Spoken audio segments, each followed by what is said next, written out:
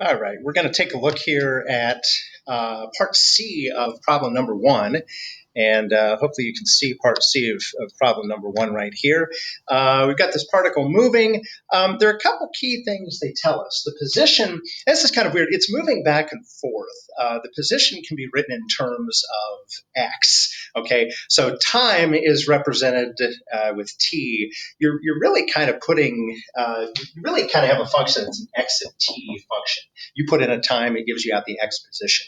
So they're telling us that the position is equal to 2 when t is equal to 4. All right. And we're kind of going from there. So we're going to look at part C. We're asked to find the position when t is equal to 0. So I don't know exactly what this looks like, but we've got a velocity function here, okay?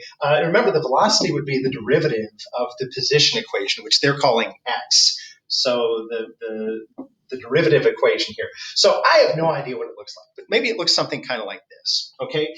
They're telling me that when the time is 4, that we're at position 2, okay? And they want me to figure out what the position is when the time is 0, okay? So what I really need to figure out is how far did this thing travel in that time interval between 0 and 4, okay? That's a displacement, right? How far did it move?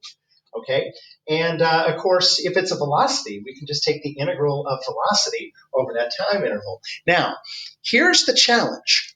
We're going from 4 back to 0. We're not going from 0 forward to 4. So we're starting at 4, okay, and then we're going to go to 0. And you're going to take the integral of that velocity function, okay? And I'm not real sure what that'll tell you, but that'll tell you basically what your displacement was, how far you moved moving that direction, okay? Now, the follow-up to this, remember, you're not starting out at a position of 0. You're starting out at a position of 2. So remember, we talked about this idea in the lead-in video to this of the accumulating function. You have an initial position, okay? You're going to take your initial position and the integral of your velocity, the integral of your rate, will tell you what the overall displacement was. That displacement is getting added to your initial position. Okay, so anyway, in this particular case, you should just be able to take the integral of your velocity function and just add that to 2.